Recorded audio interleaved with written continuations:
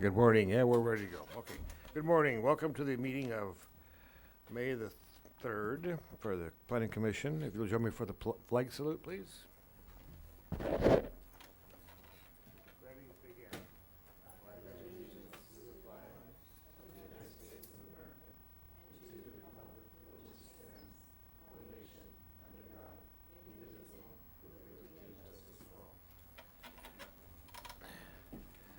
Thank you, Ms. Graham. If you will do the TV coverage announcement and the roll call.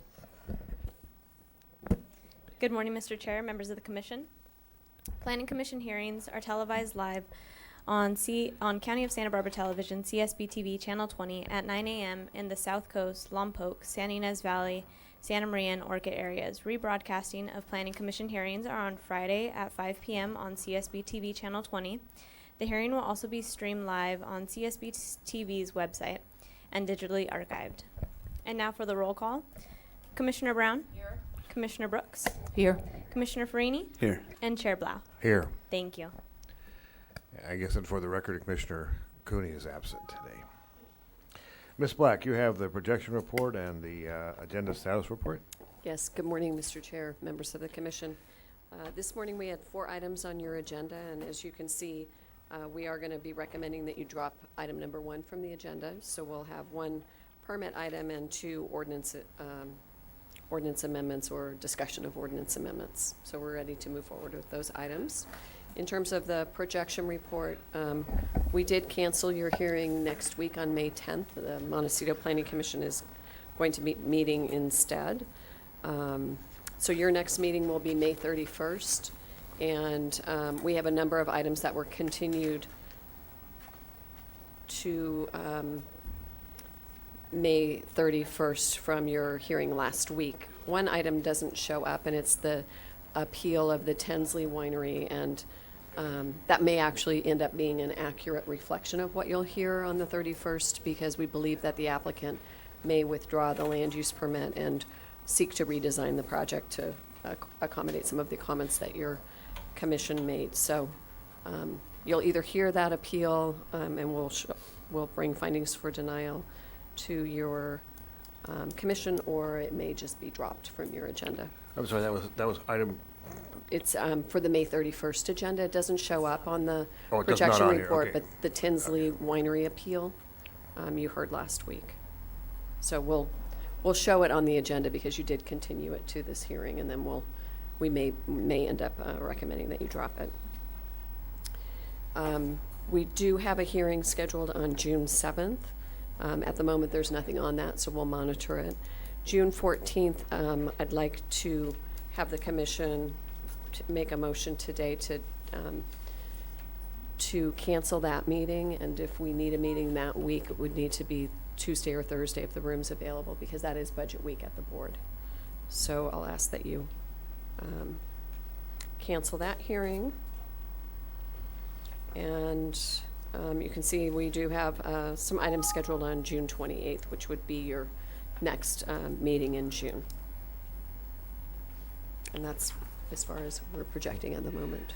Great. And just out of curiosity, do you know where the Oasis project is? My understanding is that it has been deemed complete and should be being scheduled fairly soon for the hearing.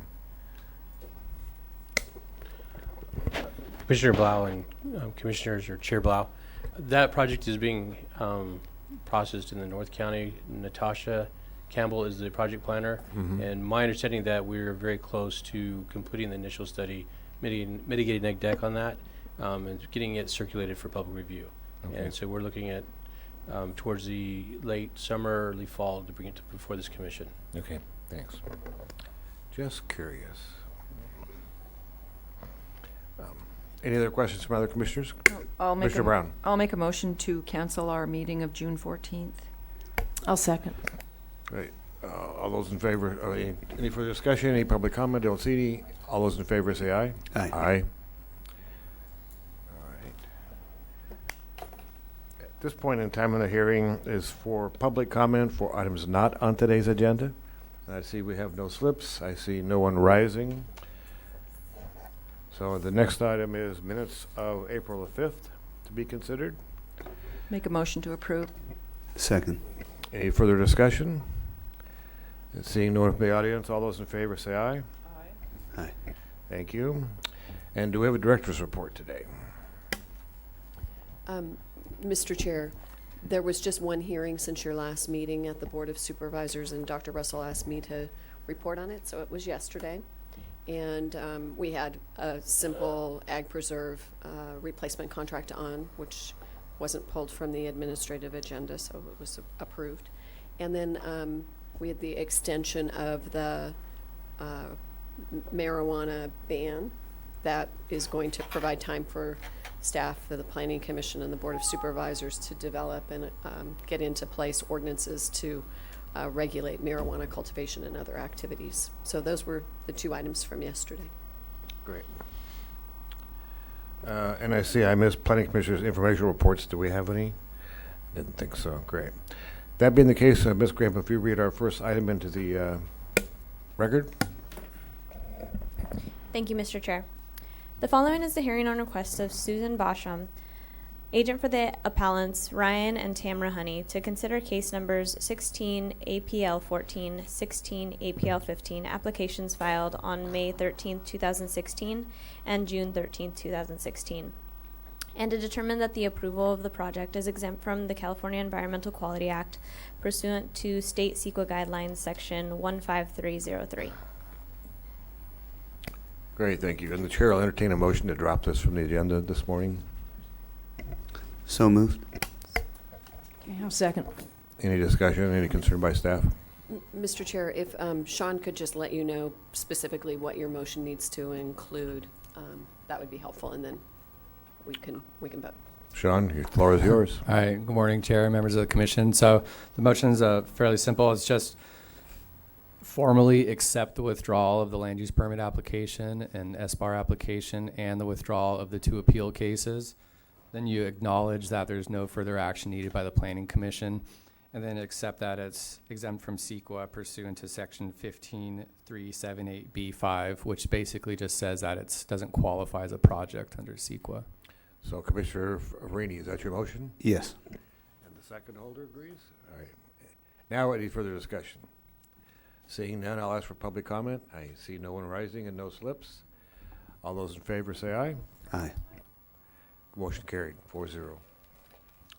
Okay, Ms. Graham, if you'll now read the second item into the agenda, or to the record. Thank you, Mr. Chair.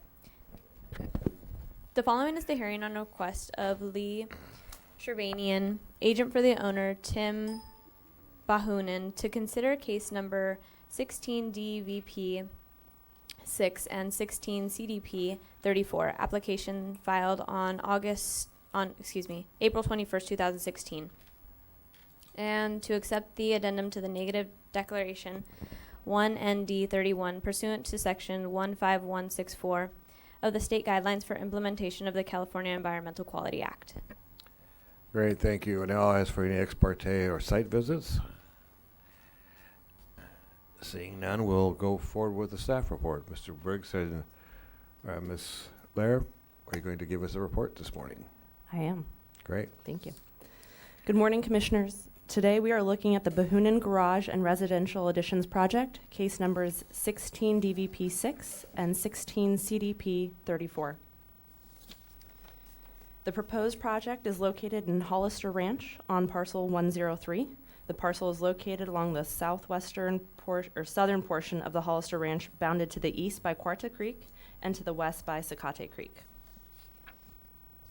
The site hosts a 3,673 net square foot residence with a 1,065 net square foot garage for a total of 4,738 square feet. The project before the Commission today is a request for a development plan and associated coastal development permit to allow for a 273 net square foot enclosure of an existing porch to serve as a dining room addition, and a 2,753 net square foot residential addition to the existing residence, and a new 1,116 net square foot underground garage located directly beneath the additions. Grading will include 1,178 cubic yards of cut and 110 cubic yards of fill. The remaining 1,068 cubic yards of cut will be distributed within the on-site corrals and equestrian facilities. In 2001, the zoning administrator approved the construction of a new single-family residence and a shared water system on the subject property. Environmental impacts were analyzed under a mitigated negative declaration. In 2004, the zoning administrator approved 2 additional structures on the subject property, an employee dwelling, barn, and guest house. The employee dwelling is associated with a permitted private equestrian center, which is not part of the Hollister Ranch Grazing Cooperative. In 2009, the zoning administrator approved a barn and associated bullpen. The project before the Planning Commission today is for garage and additions to the existing single-family residence. Existing development on the subject parcel totals 17,401 net square feet. The proposed project would increase this development to a total of 21,270 net square feet. Pursuant to Section 35693 of Article 2, for any additions which, when added to existing development, total 20,000 square feet or more, a development plan is required. Pursuant to Section 351742 of Article 2, the Planning Commission is the decision maker for development plans located within the Ag 2 zone district. The project went before the Central Board of Architecture Review once on June 10th in 2016 and received positive comments. The CBAR appreciated the hand drawings and noted on their conceptual review checklist that the size, bulk, and scale, architectural style, and build height were acceptable. The applicant was directed to return for preliminary approval with lighting specifications as well as color and material details. An MND was adopted in 2001 for the existing residence and shared water system. Construction of the residence was anticipated to result in potential impacts to biological resources, cultural resources, and fire protection. Short-term impacts that had the potential to result from construction of the dwelling were identified as air quality, geological processes, and noise. For the proposed project, staff prepared an addendum to the MND.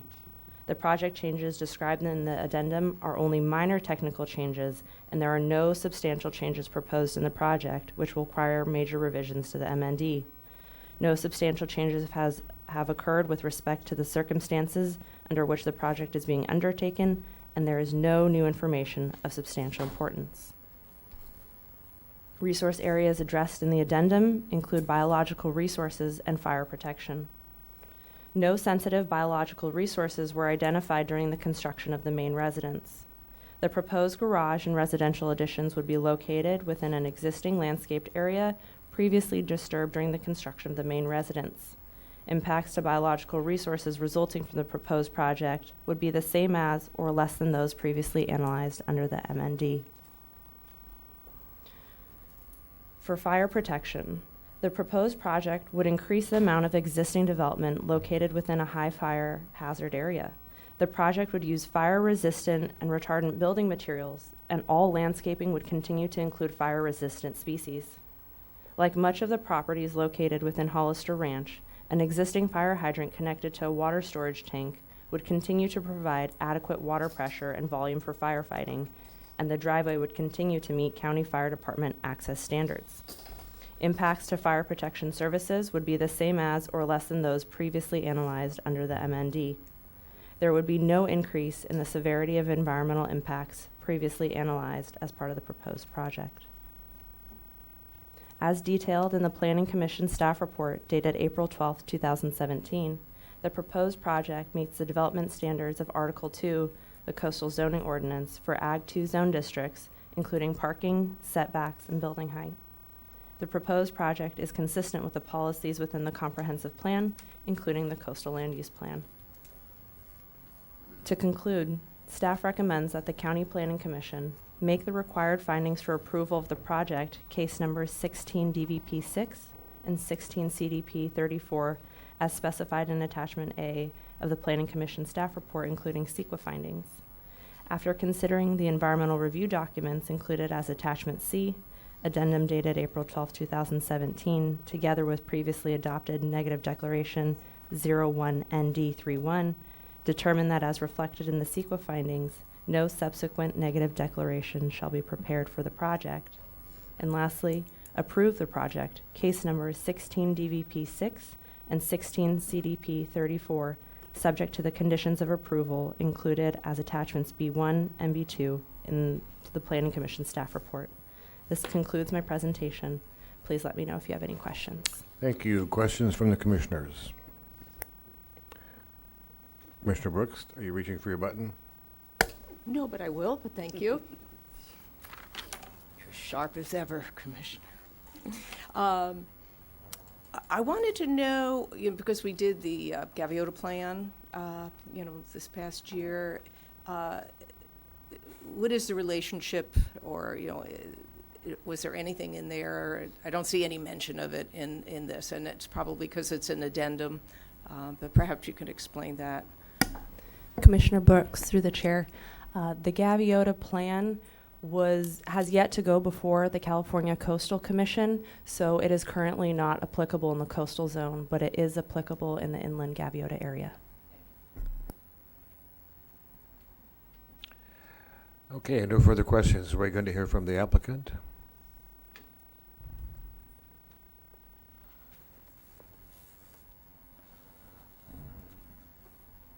Please state your name. My name is Lee Shabanian, and I'm representing the Behunans on this project.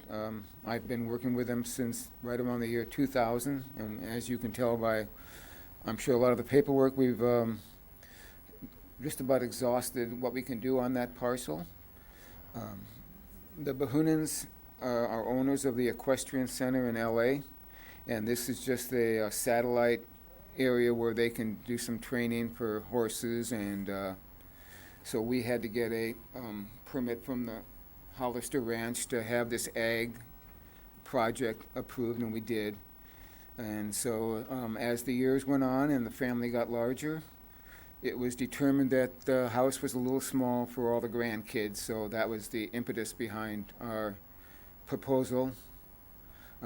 The owners were aware that going over 20,000 feet would need to have a development permit, and I tried to talk them maybe into going under 20,000, but they wanted to stay steadfast with that. So we're here today to answer questions and support that project. What else can I tell you? I've been working with the county since the early 70s and at the ranch since about the same time, so I'm pretty familiar with Hollister Ranch and pretty proud of some of the things I've done out there. So if there are any questions that I can help answer, I certainly will try. So, Okay, well, thank you for that. I see no questions right now, but so we appreciate the comments. okay. Great, thank you. I'll now go, do we have any comments from the public? Any slips? None? Okay, we'll bring it back to Commission, and we'll go ahead and close the public hearing. Commissioner Brooks, this is a third district item. How would you like to proceed? I guess I had a question or two, and I think it's more informational for me, so perhaps if I could have the applicant's representative. I made a site visit, several years ago to Hollister Ranch, and it was explained to me about I would call it a communal ranching operation that they have. So Yeah. I was just kind of curious, you're representing, a property owner that has been given kind of special permission to have some of his own agricultural operations, or is that considered normal out there? I'm not sure I understood the question, but everybody at the ranch is a member of the cattle co-op. Okay, that's. And then if you want to have a project other than the cattle co-op, you have to get approval, and they usually allow 2 acre. Well, I think it was 2 acres that we were able to take out of the 105 acre parcel to provide for our endeavor. Okay, Did that that answer? explains it. All right. Thank you. You're welcome. Yeah. Okay. Well, I have gone through the staff report. I I spoke with staff a few days ago, and, you know, I think we discussed a few of my concerns. Nothing major. You know, the size of the project, I guess that you've hit the peak.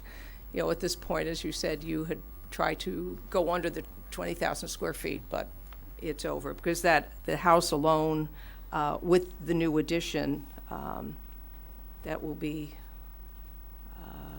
about 7,400 square feet.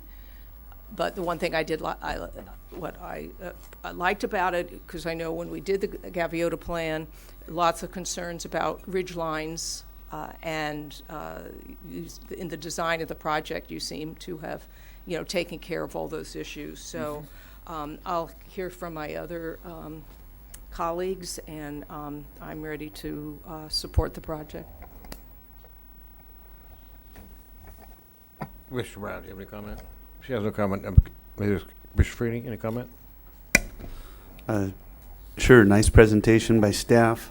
I think them putting the garage subterranean under the house reduces the visual footprint of the house. So everybody's in agreement on the outside and bar, so I would support the project. So with that, Commissioner, we're ready for your motion. Okay, I just want to comment too that I think the fire protection was another issue that was, you know, very important, you know, during our discussions about the Gaviota plan, but that's all taken care of. The consistency, I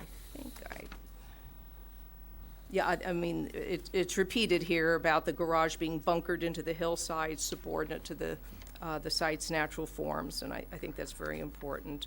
So I'll move that, I think we'll move staff's recommendation on page 2 to make the required findings. There's looking at attachment C, determined as reflected in the CEQA findings, no subsequent negative deck needed to be prepared, and move that we approve the project. Do I have a second? Second. Thank you. We'll go ahead and do a roll call vote just for fun. What's fun about it? Commissioner Brooks, Aye. Commissioner Brown, Commissioner Farini, Aye. and Chair Blau. Aye. Motion passes 4-0. Great, thank you very much. Do we need time to set up, or are we ready to spread? Thank you. We do? Okay, thank you. So we'll take a 5-minute break. We'll set up for the next item. Thank you.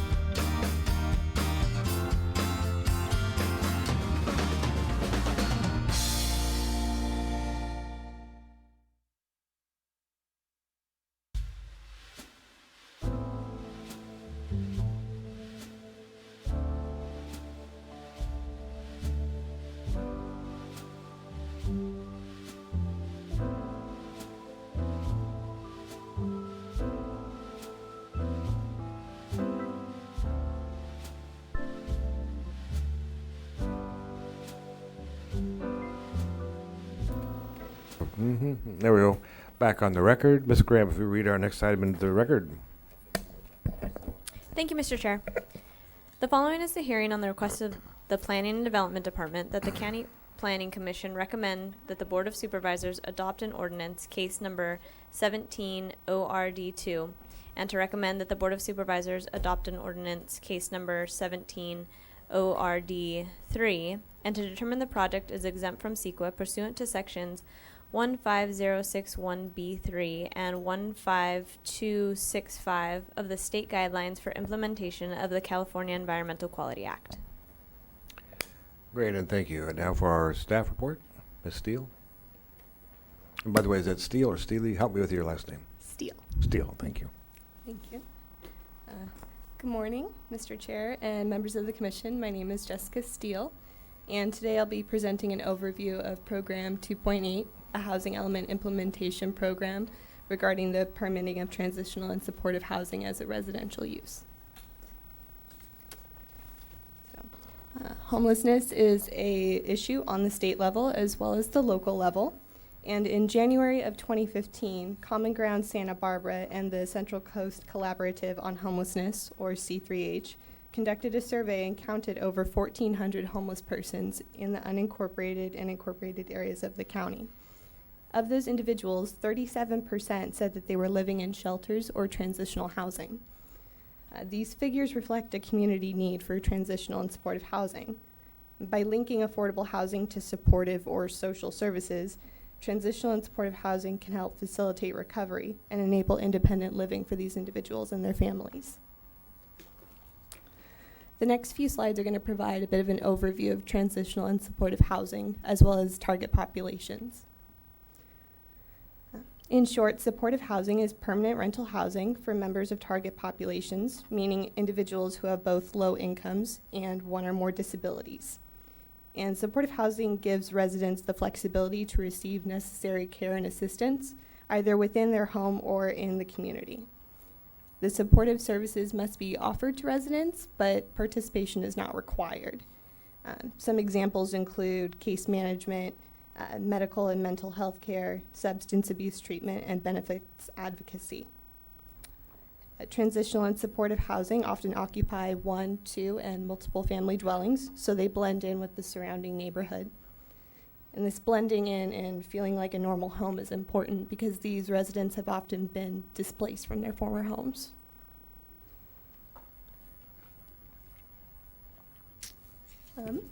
Transitional housing is a subset of supportive housing that is specifically for homeless individuals.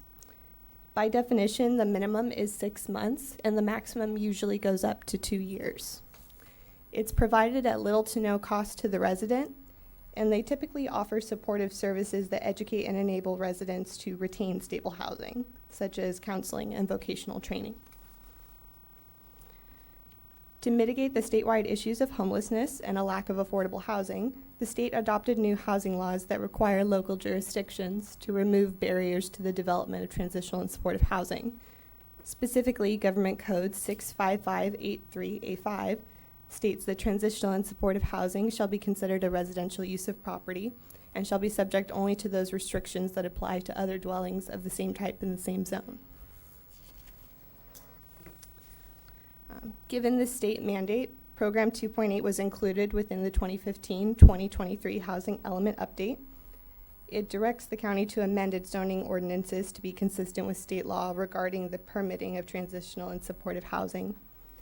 And the California Department of Housing and Community Development, or HCD, required the county to include this program in the housing element in order to find the housing element in full compliance with state law. The Board of Supervisors then adopted the Housing Element Update in February of 2015, and they budgeted for housing element implementation, including Program 2.8, within the Long Range Planning's Work Program for the 2016-2017 fiscal year. Currently, the zoning ordinances allow various dwelling types in specific zones, which may be occupied by related or unrelated persons living together. These occupants could be persons who were formerly homeless or have one or more disabilities. In addition, transitional and supportive housing are included within the county definition of special care homes. So therefore, these uses are already implicitly allowed within the zoning ordinances. The proposed ordinance amendments clarify that transitional and supportive housing are allowed as residential uses in all zones where other residential uses are allowed. They would be permitted and regulated identically to other dwellings of the same type in the same zone with no additional restrictions. Therefore, we would not be allowing new dwelling types or change the zoning regulations in any zone.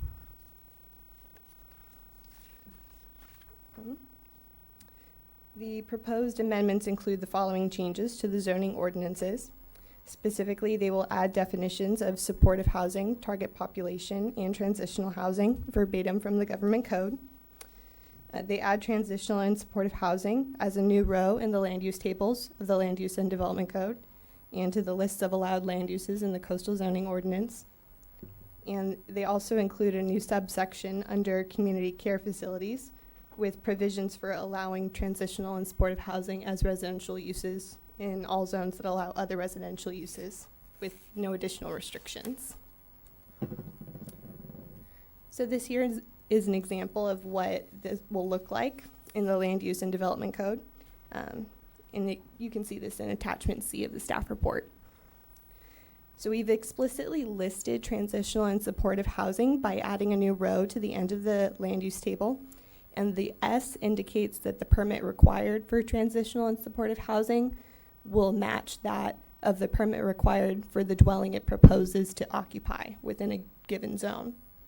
And there's a reference to the section that contains the provisions for transitional and supportive housing. At a public hearing of April 12th, the Montecito Planning Commission voted to recommend approval of the proposed Montecito Land Use and Development Code amendments with minor revisions. Specifically, they asked staff to revise the list of dwelling types to reflect only those that were allowed within the Montecito Land Use and Development Code. The MPC then recommended approval of the coastal zoning ordinance amendments with no changes. However, after the MPC hearing, staff made a few minor revisions to the proposed coastal zoning ordinance amendments to reflect those changes that the Montecito Planning Commission recommended for the Montecito Land Use and Development Code amendments. So these revisions were made for consistency and clarification purposes, and they do not change the substance or meaning of the coastal zoning ordinance amendments. So we revised the list of dwelling types to reflect only those that are allowed within the coastal zone. We added text to clarify that transitional and supportive housing permitting requirements shall mirror those of the dwelling it proposes to occupy in a given zone, including any specific regulations for the use of a certain dwelling, such as farm worker housing. And we added a reference to Government Code Section 65589.5. To further clarify the conditions under which a transitional or supportive housing development may be disapproved or developed at a lower density. As outreach for Program 2.8, staff consulted with HCD while drafting the proposed ordinance amendments, created a new webpage, placed a regional display ad in several newspapers approximately 3 weeks before the first hearing. And we sent notices to various community groups and organizations, including the Eastern Goleta Valley Coalition and the Joint Cities County Affordable Housing Task Group. Staff also attended a task group meeting on April 27th and presented the proposed ordinance amendments at that meeting. The proposed amendments to the County Land Use and Development Code are exempt from CEQA pursuant to Guideline Section 15061B3, the general rule. The proposed amendments only clarify and make explicit a residential use that is already implicitly allowed within the zoning ordinances. Therefore, they do not propose any new dwelling types or new residential uses, and there would be no subsequent changes in physical development to have an impact on the environment. And therefore, the project is exempt from CEQA. The proposed coastal zoning ordinance amendments are exempt from CEQA under the general rule as well. And in addition, CEQA Guidelines Section 15265 states that government activities requiring the preparation and adoption of local coastal program amendments are exempt from CEQA.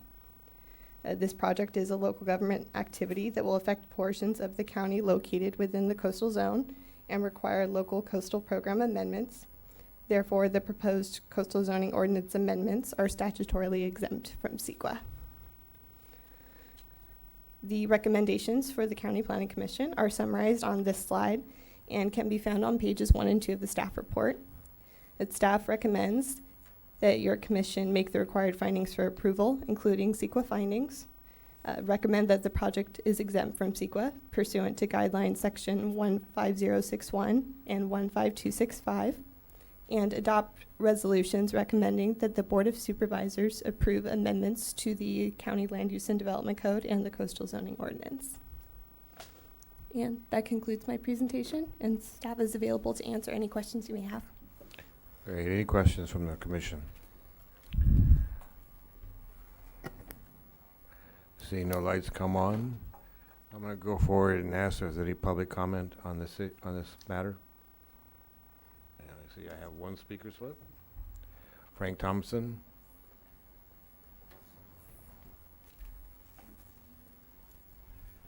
Good morning, you all. Frank Thompson, some of you I know, some not. I have worked in Santa Barbara County for just about 40 years, I guess that's what it looks like here, in affordable housing, first for the county as a planner, and we started on a program like this back in 1982. So I'm happy to see that it's here today and compliment the staff for making it actually implemented into the zoning ordinance, which without that, it's a much tougher road for applicants.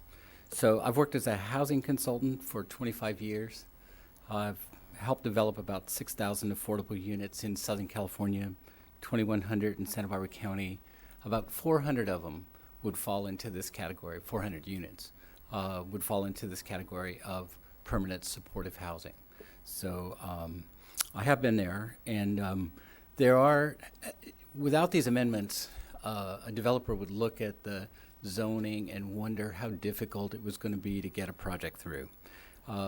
It's basically you have to jump through a couple of eyes of the needle interpretations to feel confident that you would be able to move ahead with a project. And risk is important for developers. If it's risky, we don't do it. Affordable housing, we have needs across the spectrum from senior housing, family housing, first-time home buyers. So when you're choosing which project to do, the ones that are less risky are the ones you want to do. So if we really want to help this group of people, which I think we do, this is exactly the right thing to adopt today, and I appreciate that. So I did bring these papers for you just to give you a profile of the type of population that we're talking about serving. So the target population was pointed out is a person with a disability, typically a permanent disability, and low incomes, and access to supportive services. So that's a pretty good group of conjunctives. How many people in Santa Barbara County are in that category? Hard to know exactly. The census doesn't cover it. We don't have any recent surveys. There was a survey done of the Social Security income population. That's the federal program to support disabled, back in 2002, and that's where these statistics came from about demographics at that time. In Santa Barbara County, we had 6,887 recipients of SSI because they were disabled, non-elderly. Now, these amendments would also cover elderly disabled if they needed supportive services. So it's maybe 10,000 people or more in the county. And the age distribution is as shown here. So it increases over time, as you would expect, from the disabilities becoming known, or, and I'll try to go faster, sorry. A couple other things. The majority of recipients are female. That's not surprising because of the senior population is heavily weighted to females. The next thing I wanted to show you is that the disabled population that receives SSI benefits, that's the income support for the target group we're talking about, is typically on the program for a long period of time, more than 15 years. So these are not temporary situations. These are permanent situations, permanent low income. And then lastly, I want to show you that half of recipients of SSI receive other services. This makes sense. They qualify for food stamps, they qualify for handicap transportation, they qualify for other types of services. Those are the supportive services that we're talking about, the linkage. But half of the people do not receive those services because they're not available. So it's really helpful to us to have these new dwelling units so that money that was being used for providing the dwelling units can now be used for providing the services. So to help make this approach 100%, which it should be.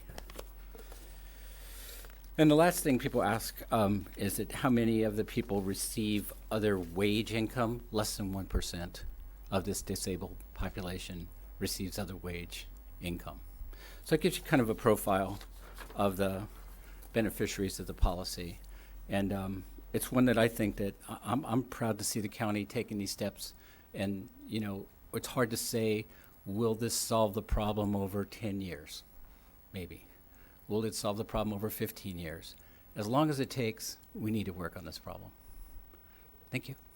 I have a question. I'm sure we have some questions. I'll start with Mr. Brown. Thank you, and I appreciate your coming today to give us this additional Pleasure. information. A couple of questions for you.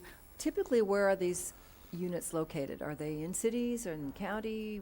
Can you just describe where some might be? They could be anywhere. The county does have a sprinkling, but the larger facilities, the newer facilities tend to be larger. They're located in the cities because there's a concept of co-location, especially with transportation services. So you want to be close to a bus stop. You want to be close to a city center. Now that's difficult to do because city centers are expensive and you wind up with 3-story buildings. And some members of this population don't do well in 3-story buildings. They do better in group homes, as the staff said, and the county tends to have more group homes, which is nice to have that variety of choices. And where does the typical funding for these kinds of projects come from? The capital funding for the low-income housing tax credits provides about 70% of the funding. Okay, great. Thank you. A question for you too, Mr. Thompson.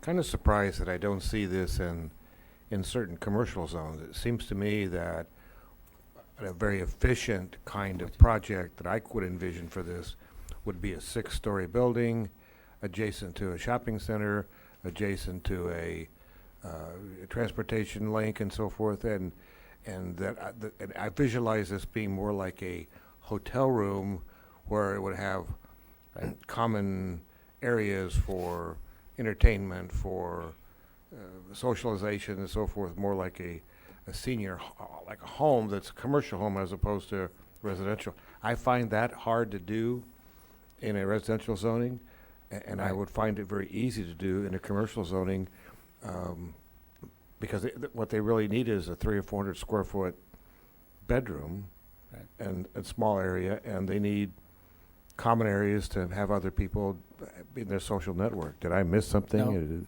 No. You got it exactly, and not every person. Another important principle is the principle of choice for the disabled person to choose the place that's most appropriate for them.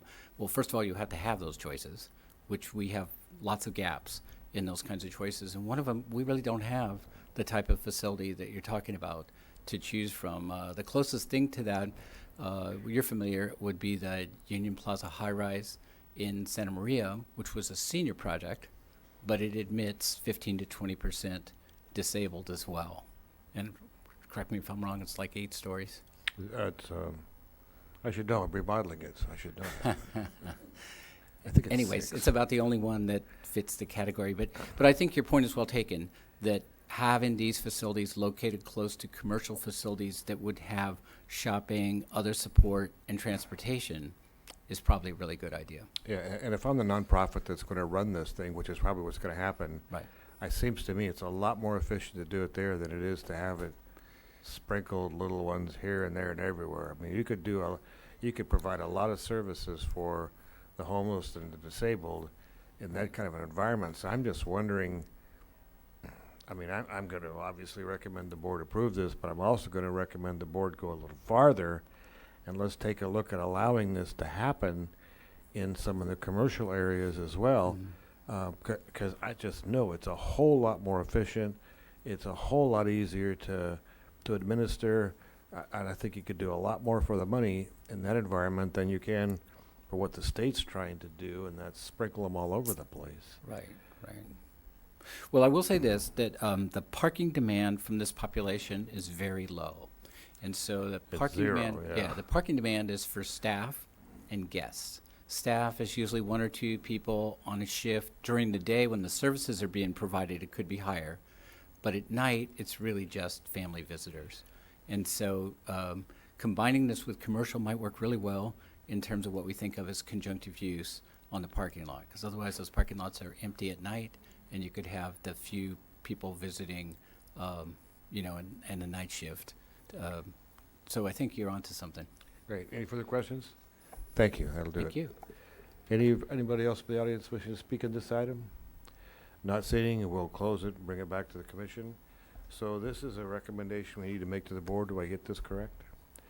Is there any further discussion from the staff has more comments? Yes, Mr. Chair, Commissioners, I think the last point about the uses taking place in commercial is very well taken. Our directive from the board and in the program itself was to make sure that these uses could occur in residential uses. We did take one step, I think, as Ms. Steele explained.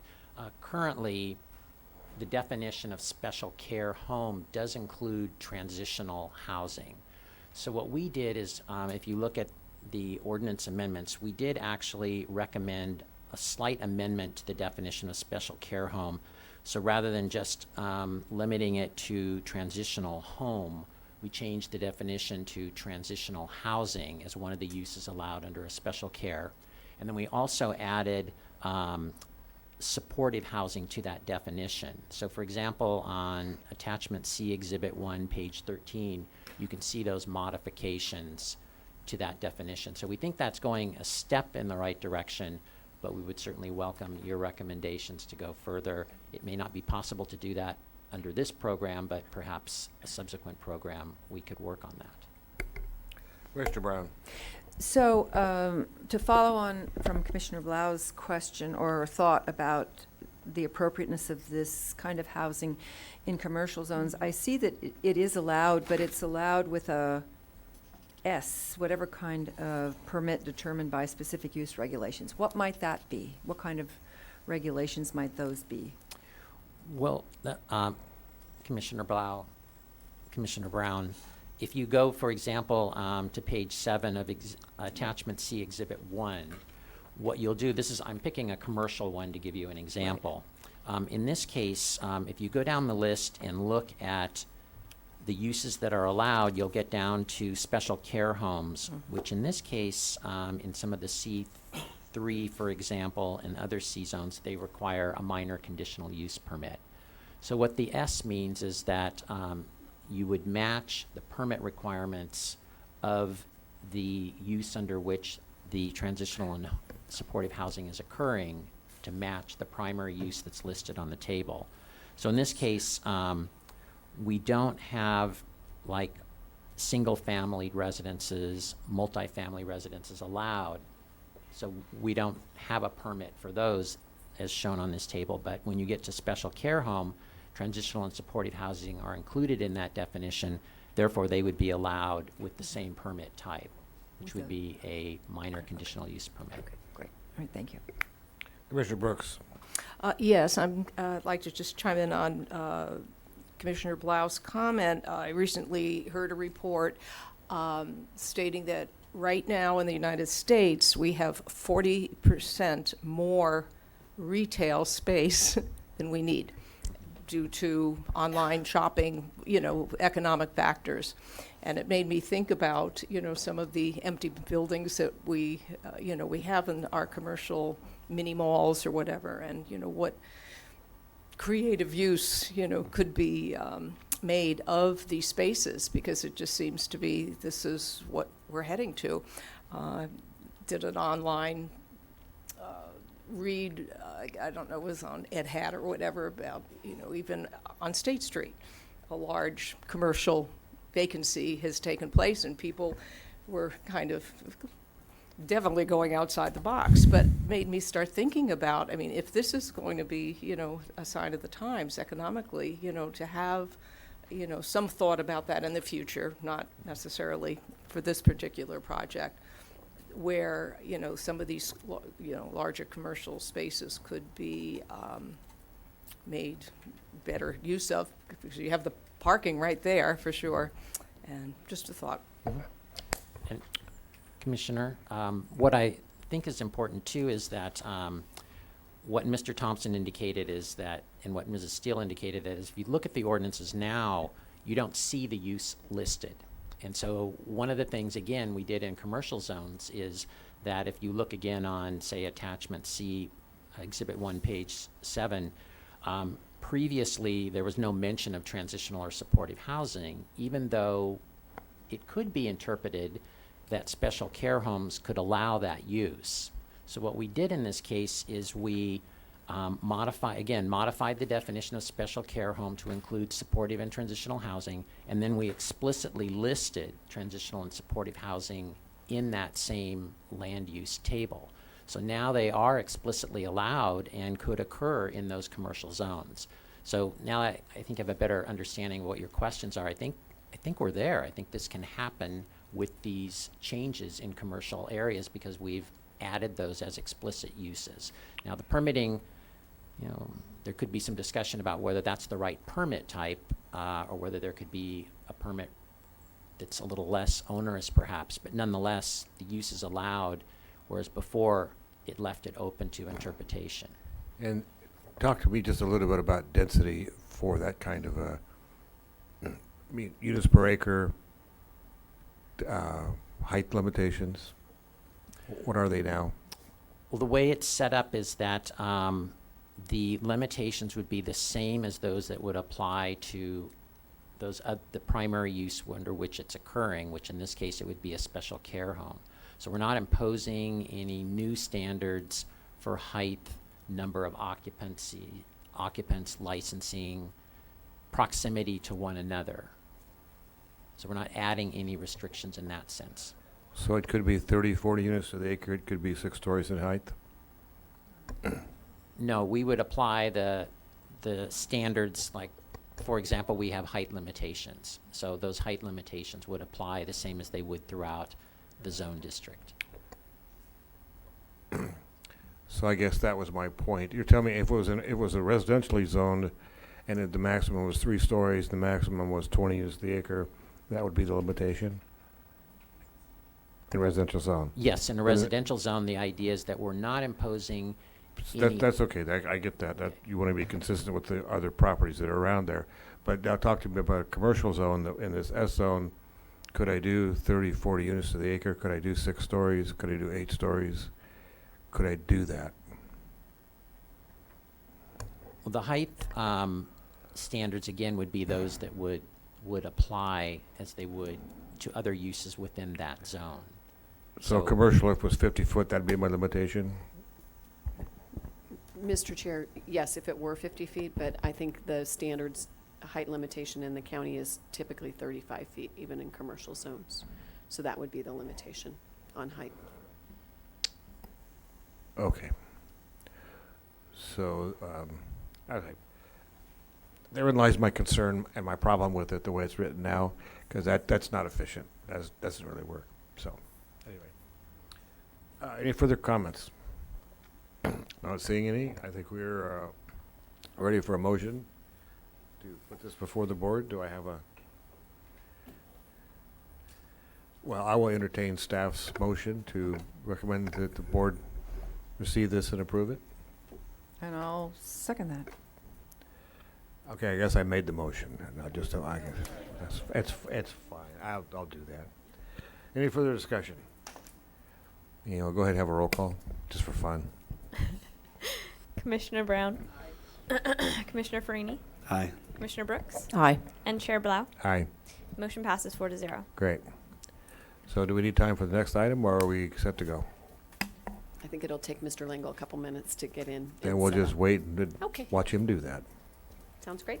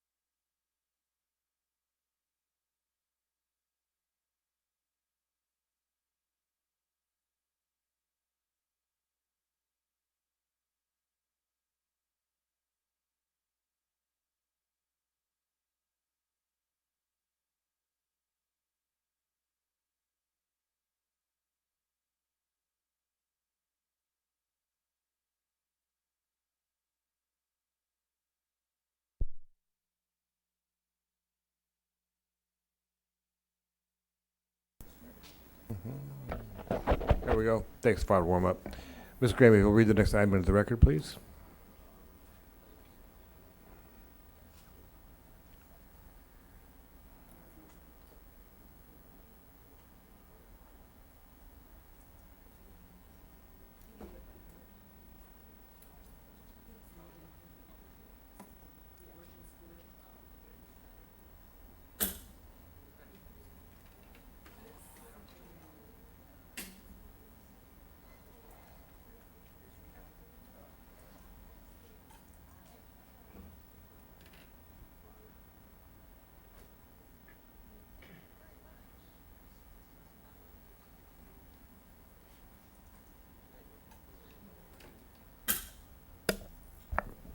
Thank you, Mr. Chair.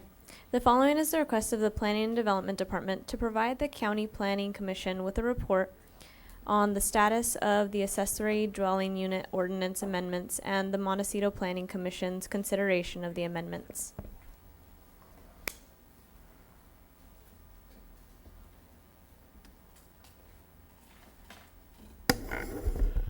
Chairman Blau and members of the commission. A couple pieces of legislation that were adopted in late 2016, known as Assembly Bill 2299 and Senate Bill 1069, Revised Government Code Section 65852, that provides the development standards for what are now termed as accessory dwelling units.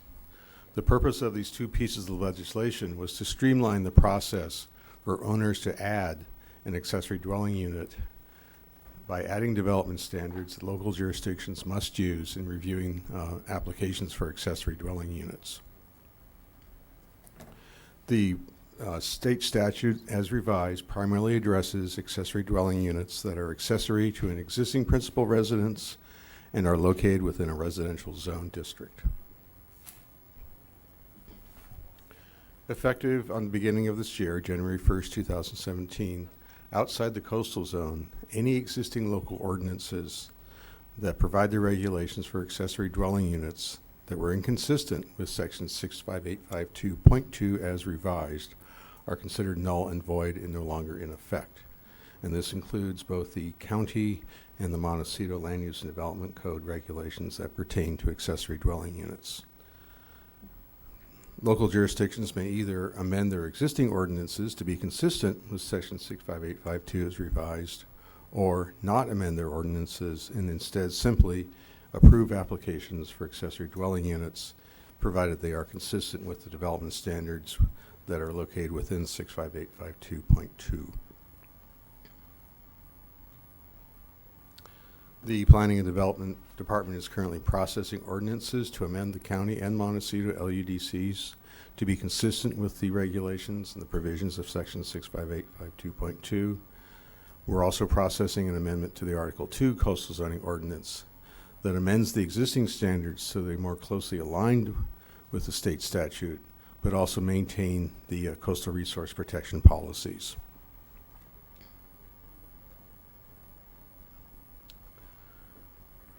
Accessory dwelling units provide a complete independent living facilities, including areas for cooking, sanitation, and sleeping. They may be attached to the principal dwelling or located in a separate detached accessory structure. They are considered, pursuant to the state law, to be a residential use consistent with existing land use and zoning designations and do not exceed allowable densities. And they may not be considered in the application of any local residential growth management ordinance. The state statute also requires that accessory dwelling unit applications be reviewed ministerially and acted on within 100 days of the submittal of an application, 120 days, restricts the scope of development standards that may be applied in reviewing an application for an accessory dwelling unit. And the development standards provided in the statute are different depending on whether the accessory dwelling unit is developed entirely within an existing structure or includes new construction, for example, in addition to an existing single-family dwelling or in addition to an existing accessory structure or the development of a whole new accessory structure. The statute also includes standards that address the floor area allowable for an accessory dwelling unit, and within the state code, it provides that an ADU cannot exceed 50% of the existing living area of a principal dwelling with a cap of 1,200 square feet if the ADU is to be attached to the dwelling. And for a detached ADU, the restriction is to be no more than 1,200 square feet of floor area. The statute also includes parking requirements that the local jurisdiction must adhere to, and provides that one additional parking space may be required for each bedroom within the accessory dwelling unit, with certain exceptions. And those exceptions are if the accessory dwelling unit is to be developed entirely within an existing structure, no additional parking may be required. And additionally, no additional parking may be required if the ADU is located within 1/2 mile of public transit, if it's within a historic architecturally designated district, if it's within a block of a rideshare facility, or if on-street parking permits are required and the resident of the ADU is not allowed to have one of those parking permits. It also sets out setbacks that must be adhered to, and provides that if the ADU is to be developed within an existing structure, that no additional setbacks may be required, and that if you are converting a garage to an ADU, again, because it's within an existing structure, no additional setbacks. But if you are building the ADU on top of a garage, you may require up to 5 feet of side and rear yard setbacks be provided. It does allow local jurisdictions to require that the owner of the property live on the property in either the ADU or the principal dwelling. And it does provide that a local jurisdiction may require a minimum rental length in order to meet the state goal, which is to provide additional housing in California. I have a question. Owner occupant requirement. So I build my ADU and I decide 2 years from now I'm going to rent the main house as well as the ADU. The local jurisdiction has the policy option of either requiring the owner live in one of the units, which is what the current regulations provide for, or not including that in whatever ordinances that the county ends up ultimately adopting. So the county has the ability to waive the occupancy requirement if they so choose? I just foresee, I mean, come on. You know, it's like, so husband and wife has a house, they build an ADU for rental income. He dies because he's 79 years old. She no longer can afford to stay in the house and needs to go to a care facility and wants to rent the other half of rent the original property. I don't get how we're going to enforce the occupancy requirement. I mean, I don't want to be the board of supervisors to say, I mean, what's the penalty? What's the remedy? I'm having a problem with that one.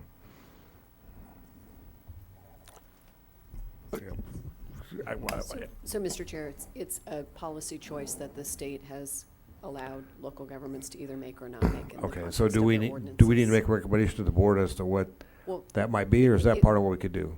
Eventually. So today, we're just briefing you and answering questions and getting initial Oh, feedback. no action required today? Great. No, we're not, we don't have ordinance language Continue on, before you, sorry. so. In fact, Mr. Chair, in case you're curious as to why we brought this initially, it was for a couple of reasons. First of all, the Montecito Planning Commission has heard this a couple of times, and we thought it was a good idea to brief the commission about the legislation and the potential ordinances and get some initial feedback so that when we do come back, maybe we can get through a little bit more efficiently. So that's kind of what we're hoping for, but we won't come back to you until Montecito Planning Commission has made a recommendation on the Article 2 amendments so that you can consider those and forward up your recommendations to the board. Mr. Brown. Are you through, Noel? I'm sorry, I just put my light on because I'm just put it on anticipating his concluding here. Just to wrap up, the state statute also prohibits local agencies that provide water and sewer service from requiring separate utility connections and connection fees for ADUs that would be constructed entirely within an existing structure. However, the statute also defines local agencies as cities and counties, and therefore this particular prohibition does not apply to special districts such as the Goleta Water District, the Montecito Water District. Also does not apply to private water companies that supply water to development, especially in the North County area. However, there is state legislation currently under review that would extend this particular prohibition to special districts in addition to cities and counties as well. So if I understood that right,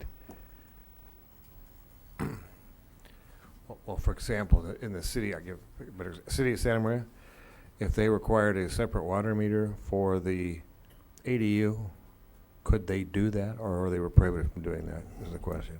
Mr. Chair, under the recent revision to the statute, they are prohibited from requiring a separate meter. Okay, that's perfect. Mr. Brown, I believe Mr. Well, Limbo I'm was waiting for done. him to finish. I think he said well, Last no. slide. So as Diane briefly mentioned, we've had 2 hearings in front of the Montecito Planning Commission so far. At the last hearing, they gave very specific direction as to how they would like to see the amendments that we proposed be revised in order to meet their concerns. We go back to them on May 17th, and provided we are able to complete our work at that hearing, we are tentatively going to be coming back to you on June the 7th with actual ordinances and recommendations. And that concludes my presentation. Now, Commissioner Brown. Thank you. So if somebody currently has a permitted second unit, are they allowed to have an accessory dwelling unit as well? Mr. Chair and Commissioner Brown, no. They're not. It only allows for one accessory dwelling unit Okay. on the property. So in my neighborhood, there are a lot of converted spaces like garages, which I'm sure have never gotten any permits.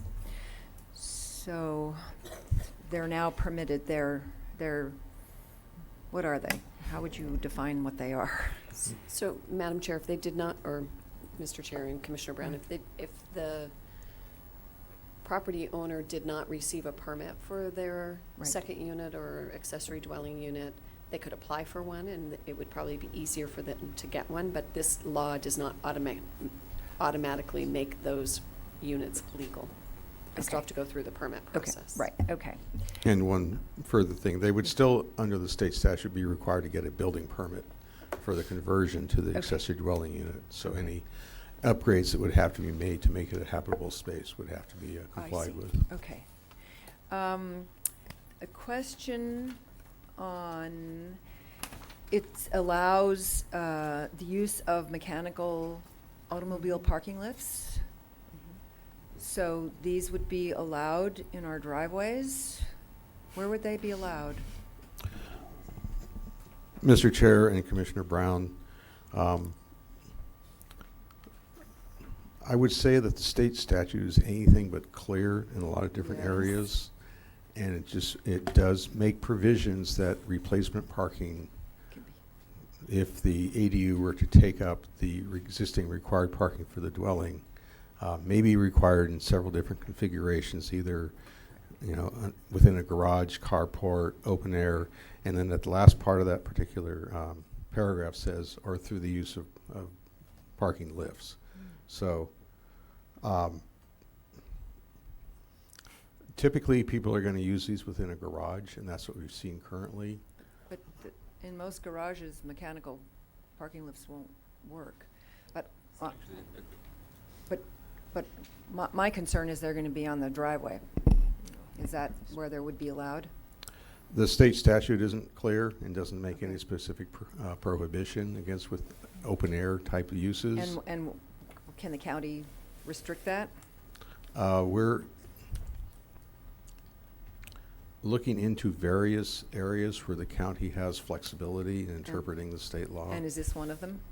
We'll let you know when we come in front of you. Okay. Another question is, it's about where these can be located. The ADU does not allow parking when there is a car share located within a block. Well, there may be a car, what does that mean? What is a car share? Is this a permanent facility for a car share, or car shares come and go? Is this like an Uber? What is it? What is it? Is there a definition for car share? Car share facility is definitely what we locally known as zip cars, where one is parked in a standard location, and then people have the ability to utilize it. Okay, so this is could be a fluid thing, because today there may be a location and tomorrow there may not be. So this could be permitted with the car share location and a block away, and then tomorrow there is none. So then how does that work? They have a permit even though, all right. Okay, so there's a section on junior accessory dwelling units. That's gonna be part of the ordinance? Mr. Chair and Commissioner Brown, at this point, we're not amending our ordinances to provide for junior accessory dwelling units. Because I think there's some in my neighborhood already existing. I'm just asking, because I see people going in and out of doors and sides of houses, and, okay. The amount of allowable gross floor area for the lot area. In some of my neighborhoods where I live, homes have doubled in size on fairly small lots. And my concern, or my question is, there is already a fairly high floor to area ratio of the buildings on site because of this expansion of the second floor that takes over the entire footprint of the house. So they would be allowed an additional, on a lot that's, say, 7,000 square feet, 400 square feet? I'm not sure. I'm kind of confused about can you just go over what is allowed for what kind of square footage for maximum accessory dwelling unit gross floor areas? I guess this is for attached or partially attached. Mr. Chair and Commissioner Brown, are you referring to the existing ordinances that are within our development codes, or just No, the state proposed. statute? Yeah, what is going to be? Well, within the state statute, Right, what it provides simply is that an attached accessory dwelling unit, the floor area or the living area, as they call it, is limited to 50% of the existing living area of the principal dwelling at the time of application for the ADU. However, no more than 1,200 square feet. And that if you're proposing to build a detached accessory dwelling unit, then that may have a maximum floor area of 1,200 square feet. So we could have, in some of these neighborhoods, our homes would have gone from, let's say, 1,500 square feet living space to 3,000. They could add another 1,200 square feet in their backyard if they could fit it in there. Is that Well, right? no, it was 1,500 square feet existing. They could No, add, they could add 750 square feet. No.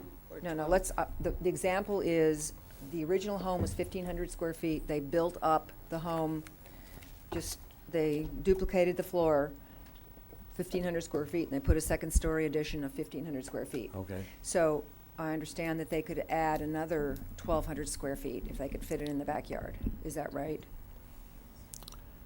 Mr. Chair and Commissioner Brown, if they're adding a separate detached structure, Right. then the state statute provides they may build up to 1,200 square feet regardless of the size of the principal dwelling. If they're adding to the principal dwelling or creating the accessory dwelling unit within the principal dwelling, then they're limited to 50% of the floor area, essentially, So. capped at 1,200 square feet. Okay, so it would still be a lot of development on a fairly small lot. Mr. So- Chair and Commissioner Brown, provided they could still meet the setback requirements. Right, so you could have a house, you could have new development right up to the setback on both sides, in the back and on the sides. if the current structure, which would say let's remodeled and added, so it could just be right up to the setbacks, you could have new structures. Mr. Chair and Commissioner If it's up Brown. to 1,200 square feet. Yes, as with any structure that you're Okay. proposing to develop on a residentially zoned lot, you could build up to the setback line. It's- And so the county has no ability to look at this by the lot size. In other words, a 6,000 square foot lot is somewhat different than a 10,000 square foot lot about how much development can be on the site. Mr. Chair and Commissioner Brown, one of the requested revisions that the Montecito Planning Commission has made is that we include that type of an arrangement, that if your lot is of a certain size, Right. then your accessory dwelling unit floor area may not exceed a certain size. Okay, and so the county could do that? You may recommend that to the Board of Okay, Supervisors, okay, yes. all right. Madam, Mr. Chair and Commissioners, just to be very clear and upfront, we did not recommend that to the Montecito Planning Commission because we read the state law fairly restrictively. They asked us to provide them with an option that would match the lot size with the square footage of the ADU. So that's what we're coming back to them with, and we think that is likely what they will recommend to the Board of Okay. Supervisors. I don't know if the Board of Supervisors will find that that's compliant with state law. So Okay. just so you understand, that was not our initial recommendation to the Montecito Planning Commission. Because the reason I'm asking this question, and the reason it's important, particularly in the second district, a lot of the older homes, some in my neighborhood, are on 7,000, 8,000 square foot lots. And that's, in my mind, significantly different than having a 10,000 square foot lot for adding additional development, particularly if there's already particularly if the property is already expanded into that area. It exacerbates parking in the neighborhoods greatly. And that's my big concern. Anyway, okay. Commissioner Brooks. Yes, thank you. Interestingly, I did tune in on, I guess, both the Montecito discussions on this, and knowing it was coming to us, I'm glad today we're not, hashing through the details. But, the public is getting wind of this, and there was something recently that I was reading where I believe I would say was a neighborhood advocate wrote in and was saying that an interpretation of this, an argument is that this really is getting rid of single-family zoning in the state. And if we're going to be discussing this in June, I had this packet in front of me for weeks, and it wasn't until I was, reading this article and comments that came in, I said, oh my goodness, this is going to be very, very significant. And maybe you could give us some guidance today, or I guess maybe we should just watch what Montecito went through for 2 meetings, and they're having a third, so that some of these issues that have been brought up. I was reading through the part about the tandem parking. That's on-street parking. Tandem parking sounds good on paper. It doesn't look like this nice little house, does anyone see a car here? If the parking is going to be, I think, really significant and will drastically change some of the residential neighborhoods we have. So what would you suggest between now and June? How do we come really prepared to go through this? Correct me if I'm wrong, but it seems to me that we need to have county council weigh in sometime between now and June 7th as to what issues they think we can and can't create. It's apparent to me that the state is telling you, we don't care what your local rules are. We want residents of the state to be able to have a secondary unit on their property that they can rent out or provide to their family members. And we don't care what you as a local jurisdiction want to do. We're mandating that. You have no choice. So we can try and restrict it or create conditions as that address those issues. But if the state's already said, and by the way, you can't have parking regulations that exceed this, then we just want to be able to know what that is so we can do the best we can for parking regulations, but understand they're mandating what we can do and can't do. And if you don't like it, contact your state legislature. I mean, that's the only thing I think you can do. Ms. Black, you have more to say. Mr. Chair, I would agree that the state is indicating that they believe second dwelling units are the way to provide a form of housing for our communities. So, and any ordinance that the county of Santa Barbara adopts to implement state law, if we choose to adopt an ordinance, needs to bear that in mind. And I think the difficulty in giving you black and white, you have to do this and you can't do that, is that it's really, really poorly written. And when I say it's really poorly written, basically they amended the existing residential second unit law and didn't take things out that are sort of in conflict with the new stuff. So you read it in one section and you might come to one conclusion, you read the new part and it seems pretty darn directive.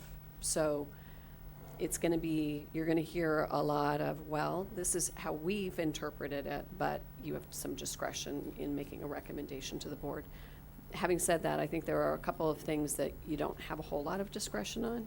And I think parking, they are extremely clear about when you can require parking and when you can't require parking.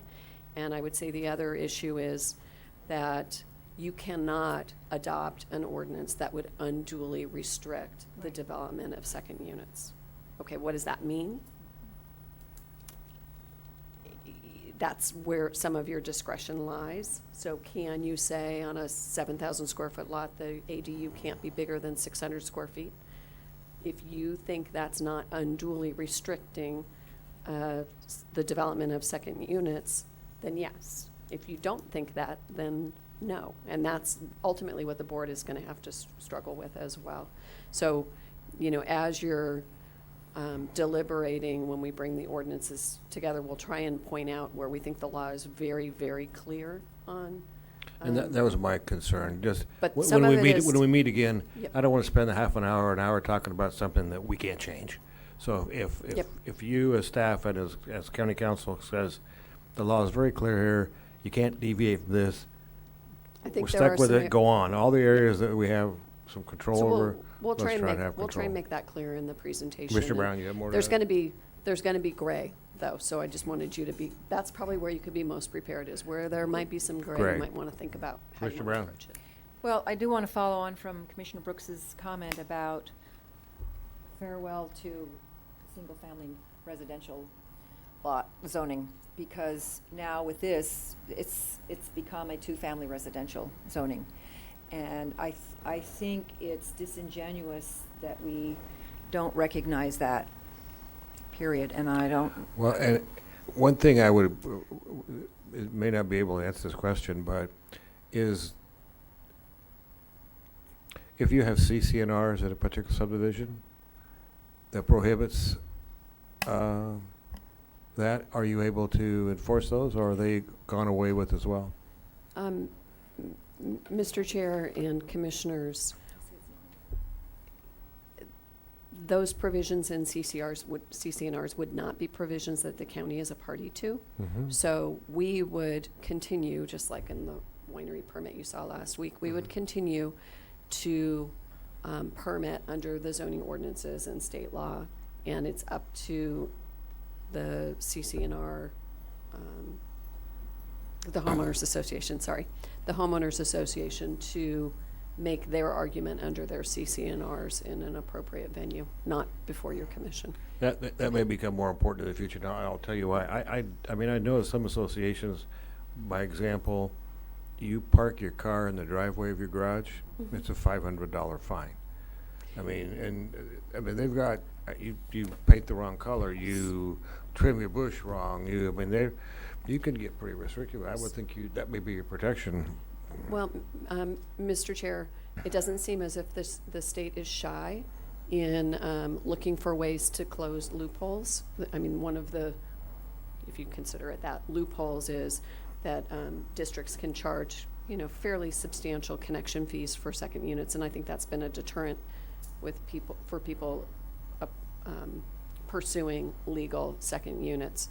So they may pursue CCNRs as well and say, you know, they're not legal. I haven't seen any legislation to that effect yet, Well, they could, I but mean, it it's certainly like, yeah. could happen. So Commissioner my, Brown, my, you- my suggestion is we just don't really think about Go there, yeah. CCNRs. So I just was looking, I'm sorry, you gave me a lot of documentation here and I haven't, but just looking under the Montecito hearing of their attachments, they're not allowed, it looks like not allowed in DR or PRD zones. So as I've always said, it's the R1 neighborhoods that bear the burden of all these changes, where the DR, PRD zones, they are as they were originally permitted. And I'm just wondering if they cannot be permitted in those zone districts as well, or allowed. Well, I would think the DR zone, you can't restrict them there either. They're not gonna allow you to restrict the second unit in any zone district.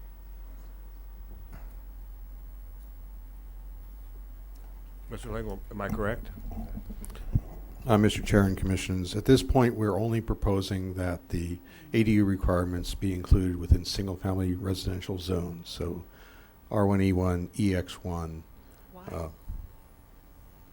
and the other ones. We're not including them at this point in the DR zones or the PRD zones that allow for multiple residential housing developments. Or R2, right? Well, or R2, because you've already got 2 units. Well, they could add another little one in the back or something, right? Another 200, 300 square feet, or? So, Mr. Chair and Commissioners, I think one of the reasons that we have not included them in PRD and DR zones is those zone districts require a development plan. So, I think we believe, and their ownership is different than a single family or a duplex zoned lot, where, you know, an individual owns sometimes just a postage stamp, sometimes just a common interest in the overall development. So it's a bit harder to assign a I get it. So ADU to. on the JADUs, why had you not thought of pursuing that? We're just going to permit them as an accessory dwelling unit. If somebody wants to provide a very small unit, then Okay. they can. So you're not We're just not considering that as a, separately. okay, all right, thank you. Madam Chair and Commissioners, just real briefly, the state law says that you, in all cases, have to provide for what's termed an efficiency unit under the state law, and these can be as small as 150 square feet, as I recall.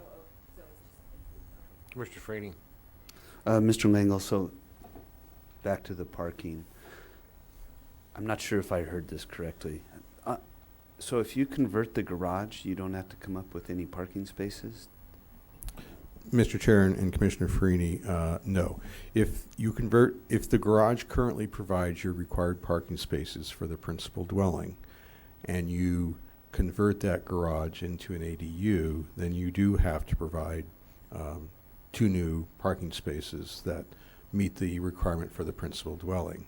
However, based on what the statute says, these can be provided in any configuration that the ADU parking may be allowed. So open parking, carports, garages, and as Commissioner Brown pointed out, through the use of mechanical lifts. So you do have to find additional space on your property to replace that parking. Kind of, yeah. Yeah. Okay, thanks. So excuse me, so there would be a consideration if the applicant said, I'm going to park them in my driveway, use it as tandem parking. So when you look at whether part of the permit process would be to see if the driveway length is long enough to accommodate, okay. Anything else? I'm going to ask for any public comment. Not seeing any, not seeing anybody rise. Anything further we need to discuss? Then I believe our meeting is adjourned. Thank you. Yes, we did. Yes. Great, thanks. We'll see you again on May 31st, and then hopefully bring this matter back on June 7th.